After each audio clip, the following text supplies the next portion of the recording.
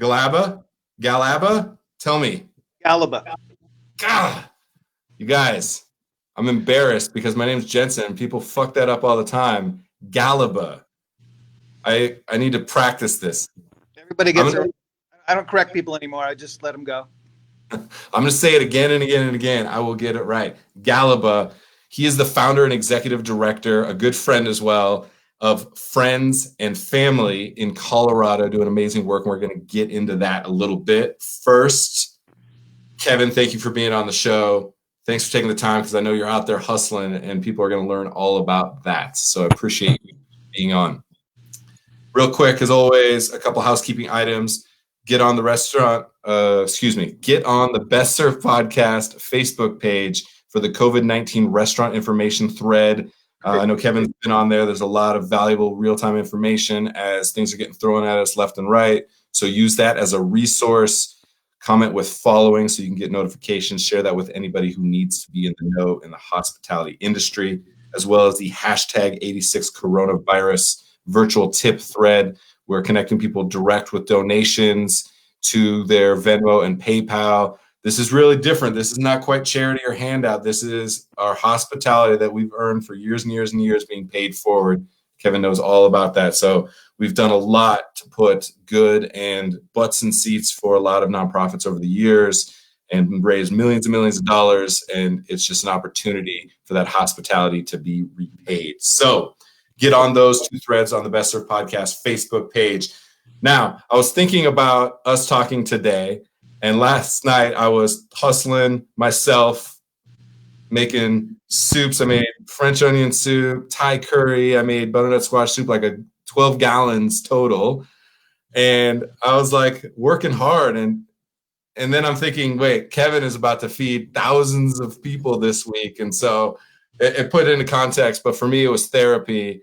For you, it's a mission, like truly, truly a mission to be able to take care of people, starting Friends and Family, a 501c3 nonprofit to support the hospitality industry. Amazing.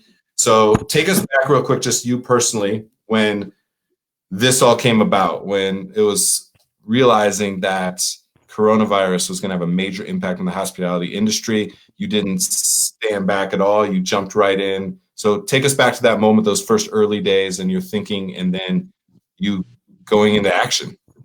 Sure. So I was actually out of town. I go up to Aspen every year and do a really big cocktail event in the city of Aspen called the Aspen Opry Ski Cocktail Classic. It's every March about St. Patrick's Day.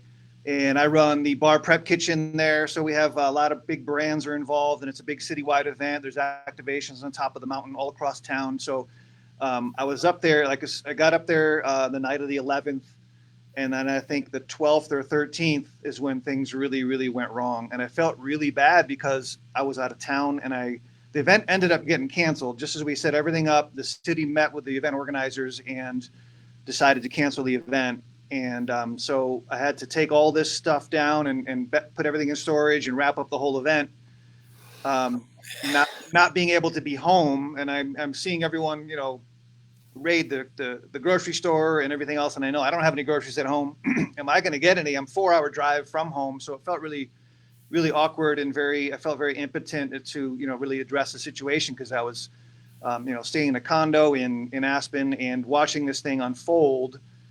And it kind of it had this like a really dark feeling about it, when the restaurants closed and things just got a little nutty, and I just felt really, really out of touch and really helpless to do much being out of town.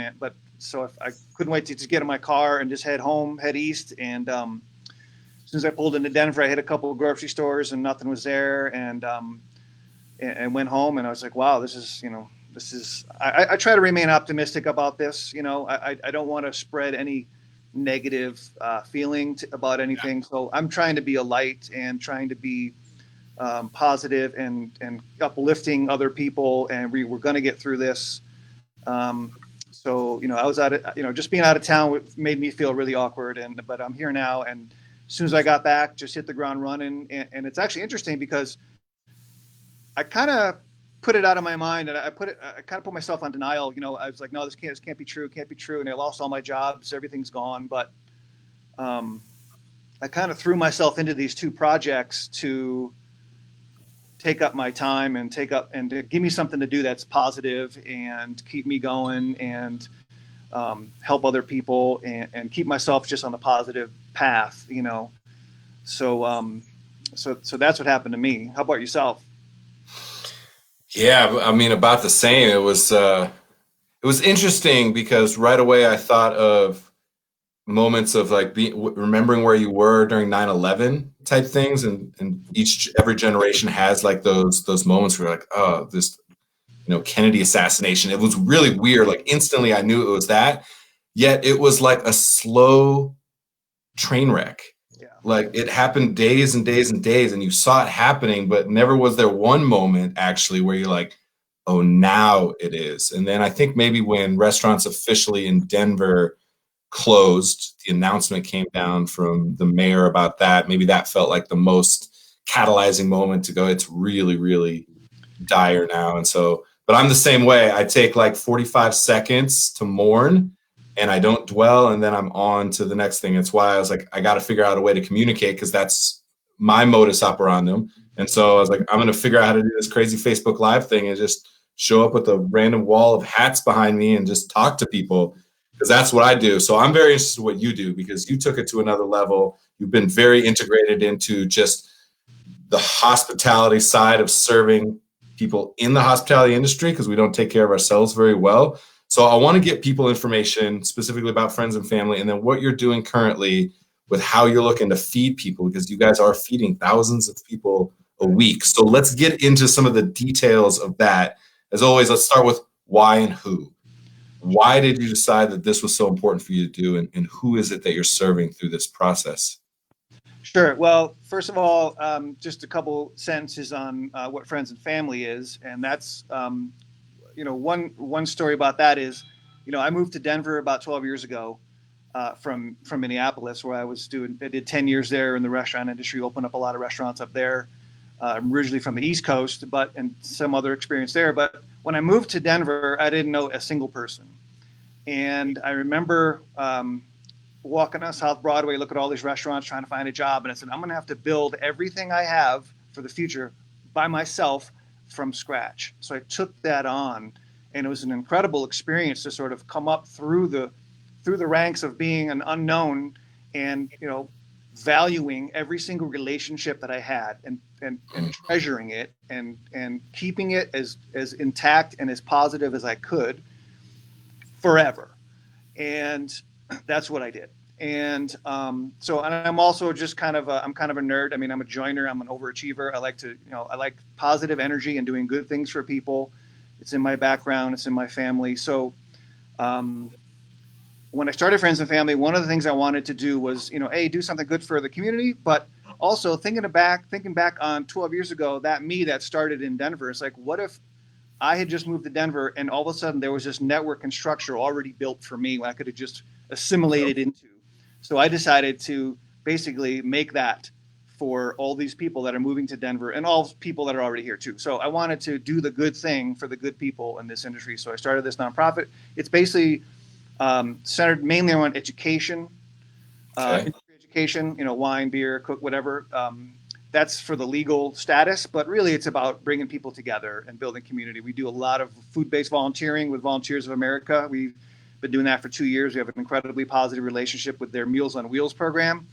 So, what I found was that doing the monthly events there was a really amazing team building project. You know, the camaraderie, that develops, all the good feels, bringing in brands to sponsor happy hours afterwards. I mean, all these things were synergizing and being really positive, and people were really responding. And it actually ended up turning into a situation where I couldn't manage the groups where they're getting so big. I can only have 16, 20 people in the kitchen. I can't even keep them busy. So I had to start capping it. So I was about to start, reaching out to companies. Like Stranahan's came in and did a whole day by themselves. So, but then, COVID-19 happened, and all of our plans got sort of sidetracked and derailed because everything really requires bringing people physically together, mostly. But so that's pretty much, you know, friends and family. So it's basically about bringing people together, doing something good for the people, in this industry that we call home, that we're lifers in, Jensen. I know you've given so much of yourself to this industry as well. So, when I was listening to you, Kevin, real quick, talking about stuff. That's basically the organization. So the most recent project we've done,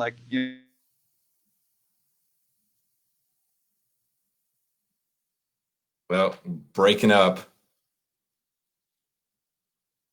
Always something with technology. Kevin, you there?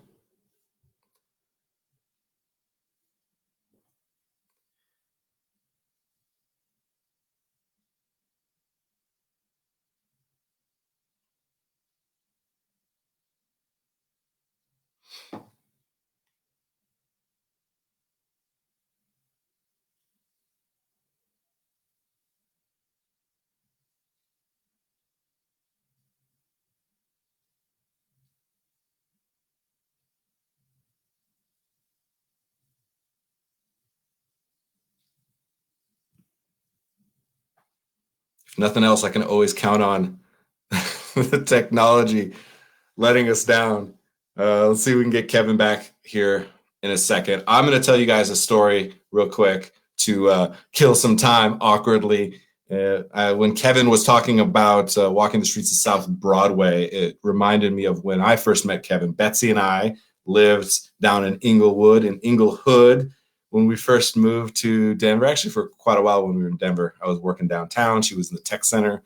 And we went to Bistro One. I'm 99% sure that was the name. Olaf was the chef there, and Kevin was behind the bar. And we sat at the bar one night. It was really early on when we first moved here, 2007. And I remember two things about that evening. One, they had an amazing olive oil cake with like some kind of lemon curd or something for dessert. And then they also had Kevin. He's as memorable as the olive oil cake. And I just remember meeting him, and the hospitality was so genuine. And I just will never forget that. And I'm going to try to get him to log back in. And so we've stayed connected over the years. That was 13 years ago. And he was talking about when he first moved there. We had just moved as well. And so getting to meet him and getting to connect with him, and then staying connected throughout the years, having done tons of charity work together, was very, very clear that it is important to him to build that community, as he mentioned. So he built it for himself. And once he felt like he had that critical mass and enough sway in the community to be able to bring people together like he has through friends and family, and having a couple thousand people in that group and serving Colorado has been really, really important. And I'm going to share right now a link, and I'm going to try to babble through this a little bit. And don't worry, I'm still going to get you all this information. Even if we don't get Kevin back, I'm going to figure it out for you guys. He has been working with the Denver Emergency Food Network, and they have denverdelivered.com, which is where they are serving thousands of meals. So they have multiple pickups that they're doing through that group on, I believe, Monday and Friday.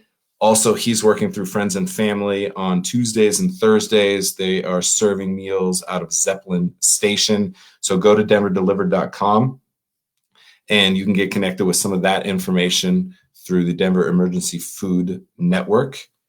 And then friends and family, I'm also going to link up their Facebook group page. If you are in Denver, if you are in Colorado, Denver Metro, anywhere, get connected with that group as a whole. But very specifically right now, they are serving, between those two organizations working together, they are serving thousands and thousands of meals. And this is really important, people, that right now we need to be fed. Sometimes is really that simple, that we need to make sure that we're feeding ourselves and each other. So Kevin has been really committed to that as well. And he mentioned some sponsors, like they're working with Kamal, Zeppelin Station, Shamrock Foods. He said they got a reefer truck outside. So it's a pretty legit operation. They're also being really smart about the way that they're managing shifts. I saw him post something about the shifts that they have to try and manage the amount of people that are coming into contact with each other. Hey, Kevin, there you are, buddy. Let's get you back in here. Yeah. So just to finish up what we were saying, just 4 restaurants in the Denver metro area that are they're making food there, then bringing it here, dropping it off, and then we actually have a delivery team. We deliver it, and the people that are getting these meals are homebound seniors, and sometimes, in some of these cases, the senior that receives the meal, the person that delivers it is the only person they see all day long. So other low-income families as well. So everything, total sanitary precautions, gloves, social distancing. I mean, everything. The kitchen, we don't interact with the kitchen at all. Everything's totally separate. I actually went to Home Depot and bought a 6-foot stick this morning, so I can actually walk around the room and kind of like see looks like, So we're taking it really seriously, and Good. So we're really excited. So 1,000 meals a day, and we're trying to get that doubled by either this week or next week. So it's a pretty ambitious undertaking. Michael Graham is the coordinator. He's the owner of Lost City. Lost City is like a coffee shop / bar that's it's over in Taxi Campus over by Kamal, and then there's one in this church. That's why we're here. He just opened up, and they do a really good lunch business with the Capitol. That's how close we are. Okay. But of course, that's shut down now. But so we're kind of segued right into this. Instead of like hanging around, we just let's just keep feeding people. I love it, man. All right. Well, while you were out of pocket, I was babbling a little bit, and I did tell people I want to get you this to make sure you hear it, telling them the story about Bistro One when we first met back in like 2007, 2008. So very memorable to me as well. Wanted you to know that. Everybody else already heard that story as I was filling a dead air time. So, all right, I'm getting people. Denver Delivered is now up. That comments. It's there so they can link to that site and get funneled into that. And then we'll get friends and family linked up. Is that the best place they can find out specifically about meals on Tuesdays and Thursdays at Zeppelin Station? Is through that group? Yeah. Okay. On Facebook, the Facebook page is public facing, and I'll put the phone number there every Monday and Wednesday because Tuesday and Thursday is the day that we're going to be actually serving them. And then also the Facebook group, which is a closed group for the industry. You can just get in there. I'll approve your membership there if you're in the industry. So those 2 spots are the best for that meal. Okay. What's the phone number? Let's get them that so anybody watching real time can get that phone number. Sure. Let me look it up real quick. Sure. It is. Hold on. Keep talking. I'm going to find it. It's over here somewhere. You got it. All right. I mentioned that you guys are working with Kamal. You're working with Zeppelin Station, Shamrock Foods. Any other sponsors, partners, supporters that we need to give a shout out for taking this initiative in these trying times? Yeah. So as far as the Friends and Family Meal for Industry, again, Zeppelin Station, all the concepts within Zeppelin Station, La Rola, which is the Colombian cuisine, that's going to be on Tuesday. We've already partnered with Vin Song, the Banh Mi restaurant. OK Poke is this week on Thursday. So all those guys, but the sponsors, Tico Tea has donated. So not only are we giving food, we're giving beverages as well. So all non-alcoholic beverages. So Rocky Mountain Soda Company's got a whole line of products. Their sodas, their agave soda. They have some CBD soda. And Tico Tea has been generous enough to donate stuff. So when you pull up and see me, you're getting a meal, you're getting a drink, and then our most recent sponsor was Brown Foreman, which is the company that owns, for example, Old Forester, Woodford Reserve, Gentleman Jack Daniels, Herradura Tequila, Slane Irish Whiskey. So we had a gift bag with four little bottles of each of those in there, and so we'd give that to anyone who's 21 and over. So you're kind of getting a bag of goodies, you're getting a beverage, you're getting a meal, and it's all free. It's all paid for by our sponsors. So Breck Distillery, Stoli, Jim Beam, Jack Daniels, Tito's is coming on board. Talking to David, some of the liquor stores now, talking to Argonaut and Davidson's now. That's brand new as of this morning. So as far as the Denver Metro Emergency Food Network, we've gotten a lot of good things. Companies like What Chefs Want, Fresh Point, Food Maven, Rosenberg's is dropping off some bagels to me in a little while. They're giving us all their day old stuff. They're probably going to drop it off every day. We'll just throw that in a bag and send that out with a meal. Okay. People like that, like other people have given small smaller stuff like Lou's Italian, Whiskey Spirit Society, the whiskey place over on Blake. They've given us a bunch of stuff. Golden Moon Distillery is dropping off some hand sanitizer that they're making. They're going to drop that Oh off. yeah. Yep. Deviation Distillery has made some hand sanitizer. They've given us a whole box of that. So people are really reaching out and recognizing what I'm doing and what we're up to, and the outpouring of support has been strong, and we're very grateful. Good. I'm glad to hear that. And I'm glad you mentioned Golden Moon. Steven is amazing, and Deviation, David Gade, old friend from the opening Tag restaurant crew. Those guys are doing amazing work on the spirit side. To now see them pivot so quickly and do something like hand sanitizer, unbelievable. So it's not surprising at all that you're bringing all these great people together. We're gonna have a lot of tags on this episode. Oh, Kevin's gone again. Oh man. It's never a dull moment. This is par for the course, people. This is our new normal, as things just aren't quite right. But look, we're going to get Kevin's information, LinkedIn everywhere.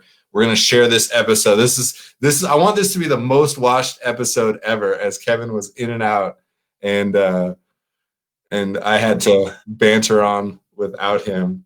I think this is going to go down, Kevin, as the best episode ever, because it's just you coming in and out and me trying to keep it together. And that's par for the course right now, isn't it? It's just never quite working exactly like you want it to. But damn it, we're going to keep trying and we're going to make it happen, my friend. I appreciate that. And I think part of that is your restaurant worker attitude is like we can handle we're skilled at dealing with situations that aren't perfect, and making it happen.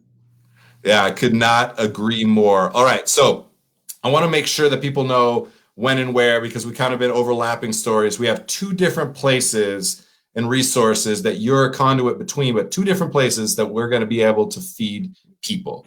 One is through the Denver Emergency Food Network Relief. I'm fucking that name up, but that group, and we're going to link to that. That's denverdelivered.com. What days of the week are those meals going out? Monday through Friday. Okay. We have deliveries going out, and I want to mention the volunteer aspect when you're done talking. Okay, good. So Monday through Friday, Denver Delivered, get connected there. Then on Tuesdays and Thursdays, you have Friends and Family Meal that's coming out of Zeppelin Station, and the food stalls within Zeppelin Station are curating and delivering that food, and that's curbside pickup. You can see Kevin out there in all his glory. High touch hospitality for you still. 6 feet though, 6 feet of high touch hospitality on Tuesdays and Thursdays. Yep. And that's going to be going through this phone number. Do you have the phone number for us now? I will in a second. Hang on. I got to dig it up. Okay. So we're going to give you a phone number to the Friends and Family Meal, and that is Tuesdays and Thursdays. What's the time of that? Noon to 2. Okay. Noon to 2 curbside pickup at Zeppelin Station in the Rhino neighborhood in Denver. Friends and Family Meal, then we'll have a phone number that you can get connected with that information. And then we'll also link up the Friends and Family closed group that is only for hospitality industry professionals. And if you are, get in that group. And if you know somebody who is, get them into that group.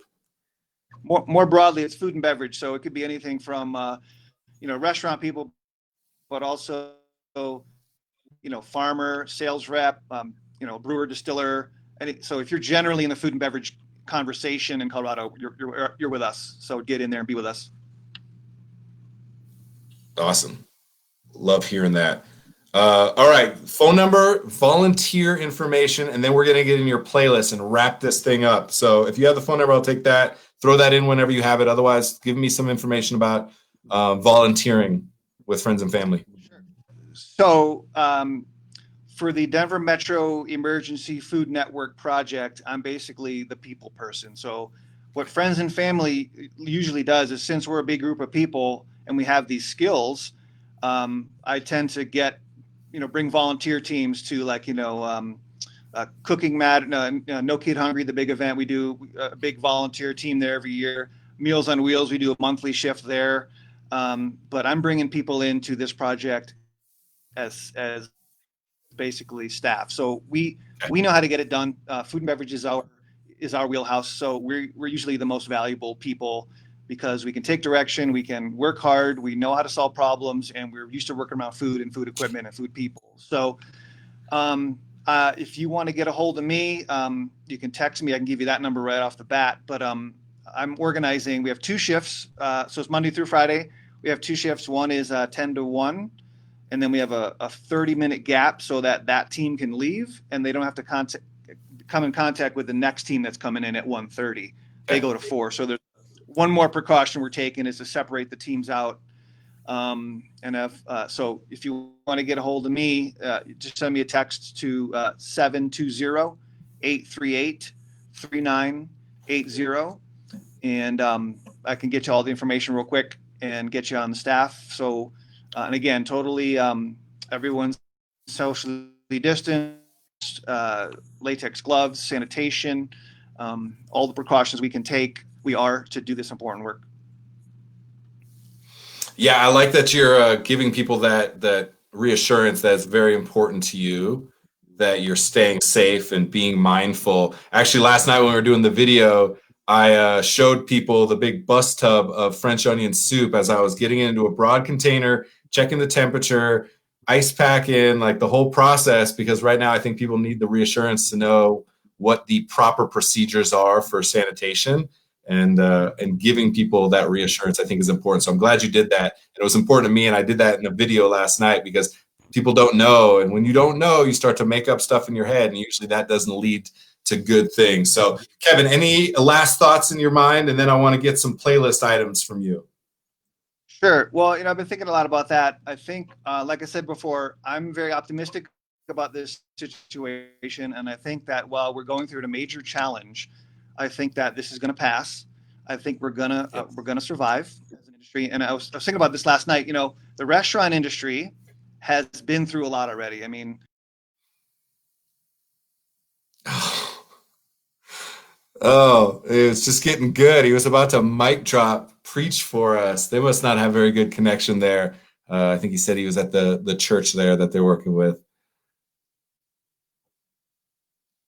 No, maybe I got him back. I just love his energy. Like he says, he's optimistic. Hey, man, we're gonna keep popping you in and out, man. Go. I want to hear this mic drop. The restaurant industry is and go. I mean, even 10, 15 years ago, pop-ups started happening, and then the restaurants have taken all these. And then delivery started happening, and then all this stuff, raised questions. But you know what? The instinct for humans to break bread together and to share that ritual and that connection with people through food, which we've done for many, many thousands of years, is never going to go away. And it may look different, but it's still going to be there. That's always going to be there, and we're always going to have that. We're always going to sit down with other people, and we're going to toast to someone to celebrate a wedding or whatever, and that's not going away. So food has been a part of our lives for so long, and we've built these institutions around them, and we need to keep going, and it's going to happen. So I think that we're going to take a hit, but we're going to bounce back. And like I said before, we're restaurant people. We're problem solvers. We know adversity.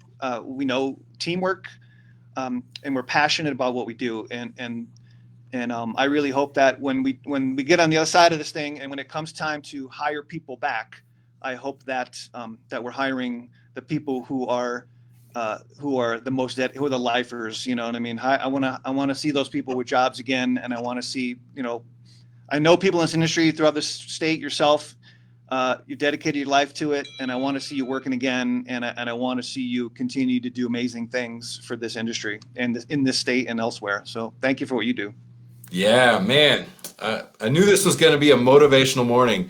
I was a little groggy this morning, just had to throw the hat on. I'm letting you down. I've been doing my do-up, but this morning it was just, the energy was a little low, I got to admit, but you got me fired up again. So I knew that this was going to be another moment of therapy for me. Just your energy is amazing. So I appreciate that as well.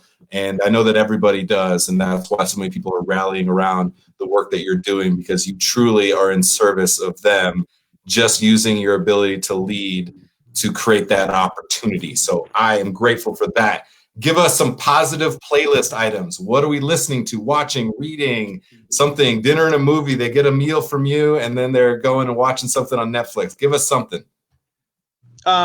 So I'm a music guy. I'm a musician, so I love music. And lately, I've been getting into a lot of classical music lately. So like, if I'm working on the laptop and doing something, I need something. I have to have music all the time. If you know me, if I go anywhere, my MP3 player is with me. It's kind of embarrassing, like how addicted I am to music. I have to have it around me all the time.